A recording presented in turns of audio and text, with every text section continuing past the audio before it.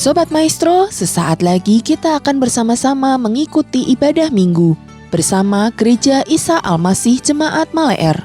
Selamat mendengarkan.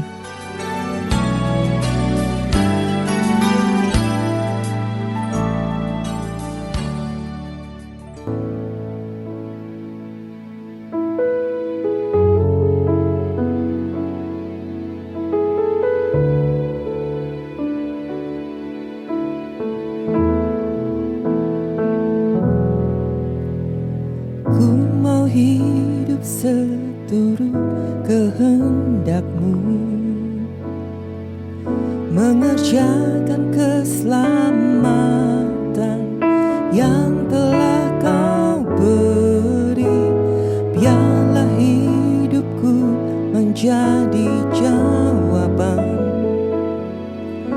bagi setiap orang yang membutuhkan.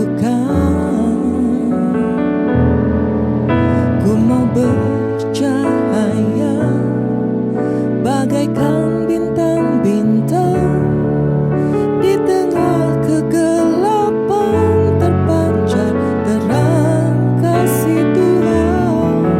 Ku mau bercahaya, bermegah dalam Dia, menyaksikan kemurahan Tuhan.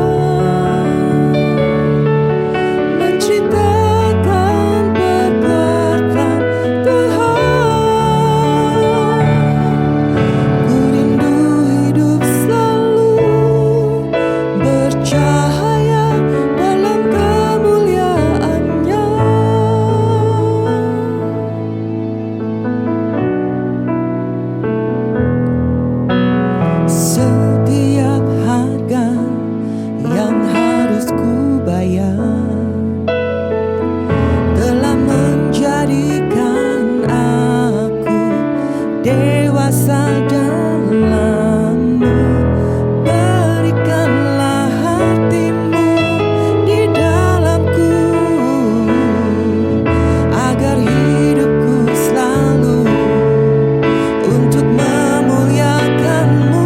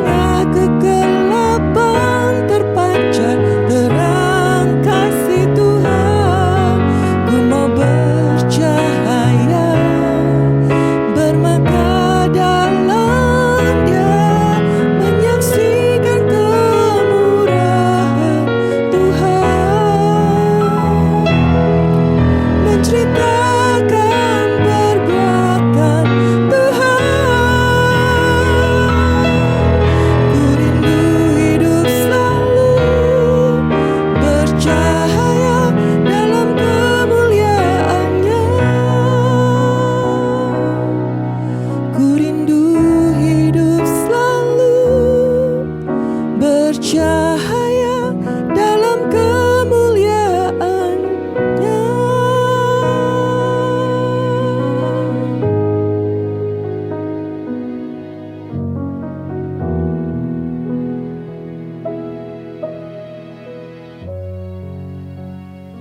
Mari Bapak Ibu bersama-sama kita akan memulai di dalam doa sebelum kita mendengarkan firman Tuhan pada pagi hari ini. Kami mengucap syukur Tuhan untuk setiap anugerah dan perlindungan Tuhan dalam kehidupan kami. Di setiap situasi keadaan yang kami hadapi, kami bersyukur bahwa ada penyertaan, campur tangan Tuhan, ada anugerah dan kemurahan Tuhan bagi kami. Tiba saatnya saat ini kami boleh bersama-sama mendengarkan kebenaran-Mu. Kami minta Roh Kudus Kau yang berbicara kepada setiap kami, menolong setiap kami untuk kami bisa paham dan mengerti apa yang menjadi kehendak Tuhan, apa yang menjadi kerinduan dan isi hati Tuhan. Kami siap mendengarkan kebenaran-Mu Tuhan, berbicaralah. Hanya di dalam nama Tuhan Yesus kami berdoa dan kami sambut firman-Mu pagi hari ini. Amin. Baik Bapak Ibu Saudara, saya mengajak kita bersama-sama langsung saja kita membuka dalam Matius pasal yang kelima, ayat yang kedua sampai ayat yang ke-12. Firman Tuhan berkata begini, maka Yesus pun mulai berbicara dan mengajar mereka. Katanya, berbahagialah orang yang miskin di hadapan Allah, karena merekalah yang empunya kerajaan surga. Berbahagialah orang yang berduka cita, karena mereka akan dihibur. Berbahagialah orang yang lemah lembut, karena mereka akan memiliki bumi. Berbahagialah orang yang lapar dan haus akan kebenaran, karena mereka akan dipuaskan. Berbahagialah orang yang murah hatinya, karena mereka akan beroleh kemurahan. Berbahagialah orang yang suci hatinya, karena mereka akan melihat Allah. Berbahagialah orang yang membawa damai, karena mereka akan disebut anak-anak Allah. Berbahagialah orang yang dianiaya oleh sebab kebenaran, karena merekalah yang empunya kerajaan surga. Berbahagialah kamu jika karena aku kamu dicela dan dianiaya, dan kepadamu difitnahkan segala yang jahat. Bersukacita dan bergembiralah, karena upahmu besar di surga. Sebab demikian juga telah dianiaya nabi-nabi yang sebelum kamu. Bapak Ibu Saudara, kita semua tahu bahwa setiap wilayah itu punya aturan main. Setiap negara punya law, punya hukumnya sendiri. Bahkan setiap keluarga itu punya aturan, punya tradisinya masing-masing. Artinya bahwa setiap tempat itu punya aturan sendiri. Dan ketika kita masuk ke tempat itu maka sudah menjadi sebuah keniscayaan untuk kita patuh dan kita taat terhadap aturan yang ada di tempat itu. Nah kalau hari-hari ini kita sementara ada dalam situasi pandemi dan kemudian kita juga sedang memasuki suatu budaya yang baru, satu era yang baru, yaitu yang kita biasa sebut dengan nama new normal atau kenormalan baru. Nah sekarang ada sistem, ada aturan, ada protokol kesehatan yang harus kita ikuti dan itu menjadi satu budaya yang baru bagi kita semua. Hari-hari ini kita akan menjadi terbiasa memakai masker, hand sanitizer, mencuci tangan, jaga jarak, bahkan kemudian kita juga menjadi orang-orang yang berusaha sebisa mungkin untuk kita menghindari kerumunan banyak orang.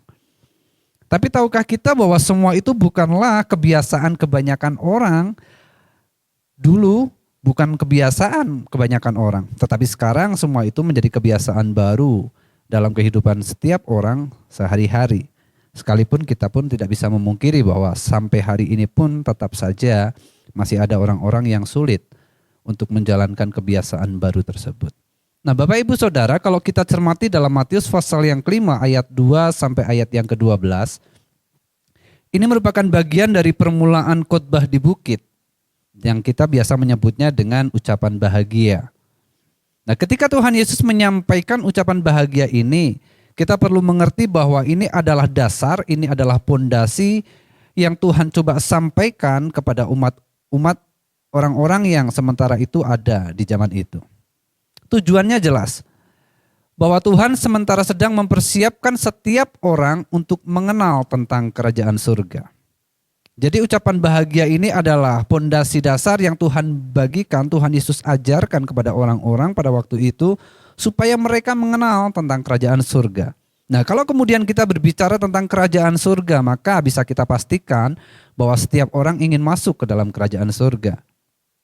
Tetapi kemudian yang menjadi pertanyaan adalah apakah setiap orang mau mengikuti aturan main kerajaan surga? Belum tentu, bukan? Padahal itu sebuah keniscayaan, padahal itu sebuah keharusan. Karena jika kita ingin masuk ke dalam kerajaan surga, maka kita harus mengikuti aturan main kerajaan surga. Nah, kemauan kemauan kita, kesadaran kita untuk kita menyesuaikan diri dengan aturan, dengan nilai, dengan norma, dengan rules kerajaan surga, itu yang seringkali disebut dengan istilah pertobatan. Makanya kemudian kita menjadi paham ketika di pasal yang ketiga ayat 2 Yohanes Pembaptis menyerukan begini kan, bertobatlah sebab kerajaan surga sudah dekat. Nah, kalau kemudian kita pelajari seluruh rangkaian khotbah di bukit yang dimulai dari pasal yang kelima sampai pasal yang ketujuh, kita akan melihat ada dua hal yang Tuhan coba sampaikan kepada kita. Pertama, Tuhan ingin kita memahami dan mengerti apa yang dimaksud dengan pertobatan. Nah, kedua, Tuhan ingin kita juga mengerti arti dari menyesuaikan diri dengan aturan kerajaan surga. Nah, kalau kemudian kita ingin masuk ke dalam kerajaan surga, maka kita harus menyesuaikan diri dengan aturan kerajaan surga. Dan mengertilah bahwa itu harus kita lakukan sejak kita masih ada di bumi ini. Artinya sementara kita masih hidup di bumi ini, kita harus mulai belajar untuk hidup menyesuaikan diri dengan aturan kerajaan surga. Bapak Ibu Saudara yang kekasih, bukankah seringkali kita berpikir bagaimana kita masuk kerajaan surga? Tetapi coba kita perhatikan rangkaian khotbah di bukit ini, maka kita akan menemukan sesuatu yang berbeda. Bagaimana Tuhan Yesus menginginkan agar surga itu justru turun ke bumi. Kita yang seringkali hanya berpikir bagaimana kita ke surga, tapi Tuhan Yesus punya paradigma yang berbeda. Tuhan Yesus ingin kita berpikir bagaimana surga itu turun ke bumi. Makanya Tuhan Yesus mengajarkan dalam doa Bapa kami, datanglah kerajaanmu, jadilah kehendakmu di bumi seperti di surga. Bahkan Tuhan Yesus sendiri yang berkata, kerajaan Allah itu ada di antara kamu. Nah, Bapak Ibu Saudara, itu adalah pengajaran yang Tuhan Yesus berikan kepada para murid yang kemudian kita kenal dengan khotbah di bukit. Mungkin yang menjadi pertanyaan bagi kita adalah begini, kenapa kita harus mulai menyesuaikan diri dengan aturan dan nilai kerajaan surga?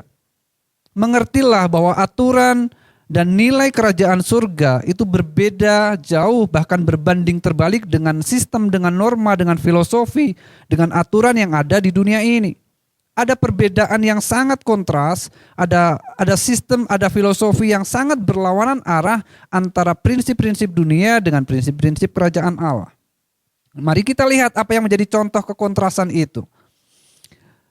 Betapa kontrasnya tentang konsep kebahagiaan. Dunia selalu mengajarkan kita bahwa kebahagiaan itu selalu erat dengan kepunyaan, bukan? Dunia mengajarkan bahwa kita akan bahagia jika kita punya. Punya apa? Punya jabatan, punya nama besar, punya popularitas, punya kekayaan, punya kekuasaan. Dunia mengajarkan itu semua kepada kita. Kenapa? Karena seringkali ketika kita punya, maka kita akan dihargai, kita dihormati, kita dikagumi, kita diterima, kita didekati, bahkan kita diinginkan oleh semua orang. Itulah hukum dunia. Yang seringkali bahkan selalu berbicara tentang apa yang kamu punya. Tetapi tahukah kita bahwa satu hal yang dunia ini gak pernah ajarkan kepada kita, yaitu kerajaan surga. Kalaupun mengajarkan mungkin nanti, kalau kita sudah mati, sudah mau mati. Tetapi ketika kita masih muda, kita merasa masih sehat, kita masih kuat, dunia selalu mengajar kita untuk kita mengejar segala sesuatu supaya kita mempunyai segalanya di bumi ini. Nah, Bapak Ibu Saudara yang kekasih, ada satu hal yang menarik adalah Tuhan Yesus justru mengajarkan supaya kita empunya kerajaan surga. Itu yang ditulis dalam Matius pasal yang kelima ayat yang 3 dan 10. Pikiran, konsep, pemahaman dunia tentang kebahagiaan itu punya arti dan makna yang berbeda dengan Tuhan Yesus. Kalau dunia mengatakan kebahagiaan itu tergantung apa yang kita punya, tetapi Tuhan Yesus mengajarkan bahwa kebahagiaan itu adalah tentang sikap.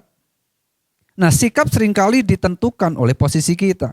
Bukankah dalam kehidupan ini semuanya seringkali ditentukan oleh posisi kita ada di mana?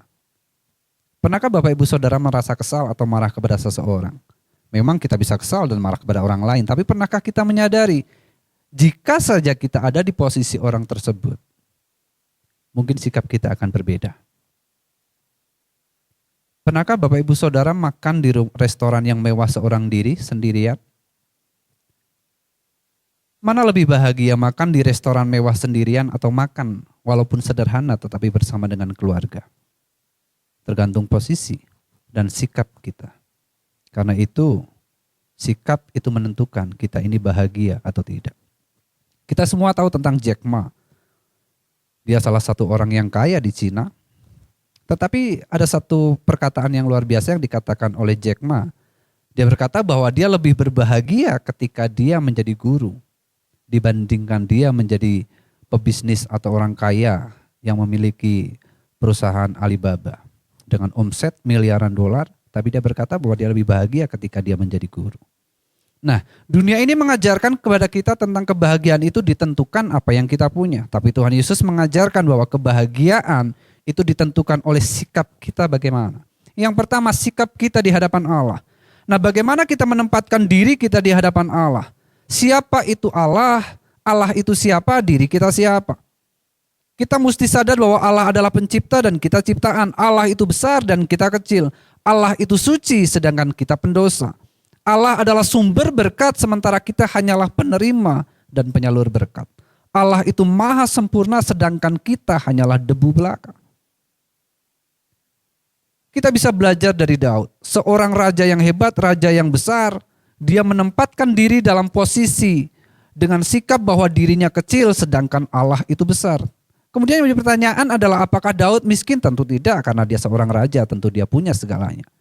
Tapi di hadapan Allah, Daud sadar diri, dia tahu diri, dia menempatkan dirinya dalam posisi sebagai orang yang miskin, tidak berdaya dan lemah. Daud menempatkan diri sebagai penyembah Allah, bukan menjadi orang yang mengatur Allah. Nah, setiap orang percaya seharusnya menempatkan dirinya sebagai orang yang bergantung dan bersandar penuh kepada Allah. Bukan sebagai orang yang memakai nama Allah untuk mencari kepentingan dan keuntungan diri. Itu sebabnya biarlah setiap kita mulai mengerti bahwa mengenal Tuhan itu siapa, itu menjadi sesuatu yang penting bahkan fundamental dalam kehidupan kita.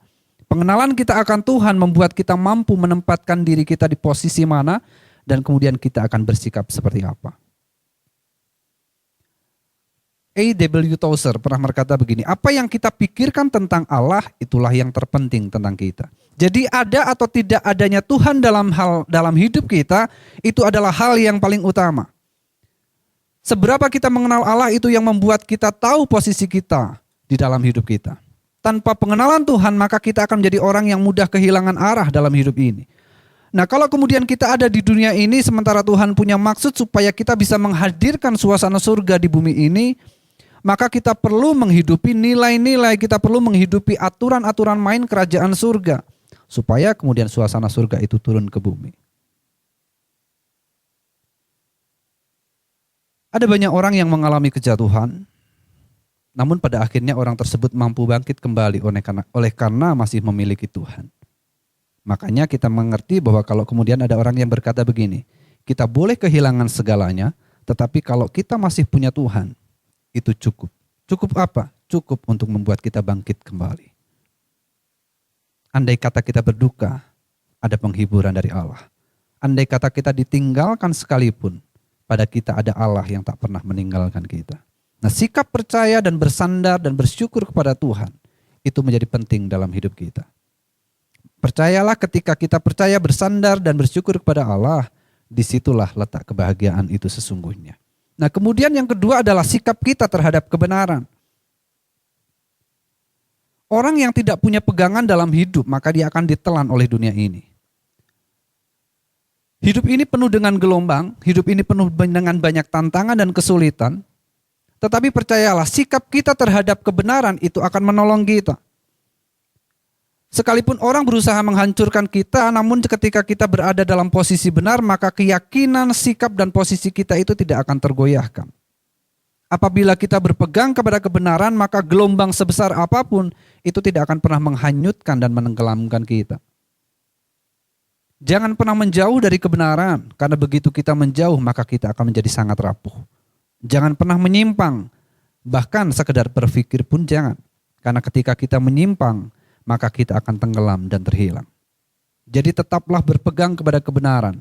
Sekalipun dunia mengajarkan bahwa hal-hal yang tidak benar itu adalah sebuah kewajaran, tetapi kita harus menjadi orang-orang yang paham betul tentang nilai-nilai kebenaran. Iya di atas iya, tidak di atas tidak. Tidak ada kompromi. Pemazmur pernah berkata, orang fasik itu seperti sekam yang diterbangkan angin. Sikap kita terhadap kebenaran itu menentukan kebahagiaan kita. Yang ketiga, yang terakhir, kita belajar dari Matius pasal yang kelima ayat 2 sampai 12 ini adalah tentang sikap hati kita. Pertama, kita belajar tentang sikap kita di hadapan Tuhan, kemudian kita belajar tentang sikap kita terhadap kebenaran. Nah, yang ketiga, kita mulai paham bahwa tentang sikap hati kita. Hati kita sangat menentukan semuanya. Ketika hati kita mampu turut berbahagia dan bersyukur atas keberhasilan orang lain, maka kita akan berbahagia. Orang di sekitar kita tidak bisa membuat kita berbahagia ataupun tidak berbahagia. Tetapi respon dan sikap hati kita lah yang menentukan kebahagiaan kita. Ada orang yang kemudian berkata begini, the heart is human's problem and the problem is human's heart. Jadi inti dari setiap permasalahan itu adalah sebenarnya hati kita. Kebahagiaan itu ditentukan oleh sikap hati kita. Itu sebabnya Tuhan Yesus berkata, berbahagialah orang yang murah hati, berbahagialah orang yang suci hatinya. Ketika hati kita hanya dipenuhi dengan keinginan untuk memiliki segala sesuatu di dunia ini, maka hidup kita akan menjadi berat. Akan begitu banyak tuntutan dan keinginan yang membuat langkah kita menjadi berat. Dan hati kita bisa dipastikan akan jauh dari kemurnian.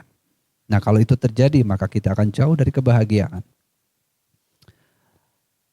Satu pribadi yang kemudian menjadi teladan bagi saya adalah Daniel Alexander. Ada satu hal yang beliau selalu katakan, setiap kali beliau memiliki berkat, maka hal pertama yang beliau lakukan adalah begini, Tuhan, ini titipan buat siapa? Tuhan, ini hak siapa? Nah, dari beliau saya belajar tentang sikap hati, baik terhadap Tuhan, baik terhadap kebenaran, maupun terhadap sesama. Keberanian dan kerelaan untuk melepaskan milik, itu adalah kebahagiaan yang sesungguhnya. Kebahagiaan itu datang ketika hati kita rela untuk memberi. Memberi apa saja yang ada pada kita. Bantuan, kesempatan, dorongan, semangat, nasihat, waktu, sumbangsih pemikiran. Banyak hal yang kita bisa bagikan pada orang lain. Itu sebabnya Tuhan Yesus juga berkata, berbahagialah orang yang lemah lembut dan membawa damai. Karena itu Bapak Ibu Saudara, bagaimana posisi dan sikap kita, itu jauh lebih penting dan lebih jauh bernilai dibandingkan pertanyaan, kamu punya apa? Karena itu marilah kita mengambil sikap yang tepat di hadapan Tuhan, sikap yang tepat terhadap kebenaran, dan sikap yang tepat terhadap hati kita. Dengan menyesuaikan diri kita dengan aturan kerajaan surga, disitulah kita akan menemukan kebahagiaan yang sejati. Sehingga kerinduan hati Tuhan tentang di bumi seperti di surga, itu niscaya akan menjadi kenyataan. Bukan hanya kita yang menikmatinya, tetapi dunia dan orang di sekitar kita juga boleh melihat dan merasakan suasana surga itu di dunia ini. Amin. Terima kasih Tuhan buat anugerah-Mu, kami boleh bersama-sama merenungkan sebagian dari firman-Mu. Kami berdoa, biarlah kami boleh hidup sebagai ciptaan yang baru, kami boleh hidup di dalam pertobatan, kami boleh menghidupi setiap nilai-nilai, setiap aturan, setiap norma kerajaan surga, sementara kami hidup di dunia ini. Supaya kerinduan hati Tuhan itu tergenapi, bahwa di bumi di mana kami hidup, itu menjadi seperti di surga. Suasana surga itu boleh turun di atas bumi ini. Tuhan pakai setiap kami, supaya sungguh kami gereja Tuhan, kami umat-Mu, kami boleh menjadi lambang kebaikan Tuhan dimanapun kami berada. Bagimulah segala pujian, bagimulah hormat dan kemuliaan. Tuhan, sebentar kami mengucap syukur, kalau di akhir ibadah ini kami boleh menikmati setiap anugerah dan kebaikan Tuhan. Biarlah kiranya kasih yang kekal dari Allah Bapa, anugerah yang sempurna dari Tuhan Yesus, serta persekutuan Allah Roh Kudus itu menyertai kehidupan kami. Mulai hari ini sampai selama-lamanya. Tuhan Yesus datang yang kedua kali. Amin.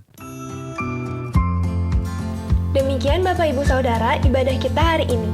Kami tetap mengundang sidang jemaat untuk dapat mengikuti ibadah online, baik melalui Radio Maestro 92,5 FM setiap hari Minggu pukul 12:15 atau melalui channel GIA Maleer di youtube.com setiap hari Minggu pukul 9.30. Bagi sidang jemaat yang membutuhkan dukungan doa dapat mengirimkan beban doa melalui SMS atau WA di nomor 0821 1965 9019. Happy Sunday and God bless you. Sobat Maestro, Anda baru saja mendengarkan ibadah minggu bersama Gereja Isa Al-Masih Jemaat Maleer. Terima kasih atas kebersamaan Anda. Selamat hari Minggu dan Tuhan memberkati.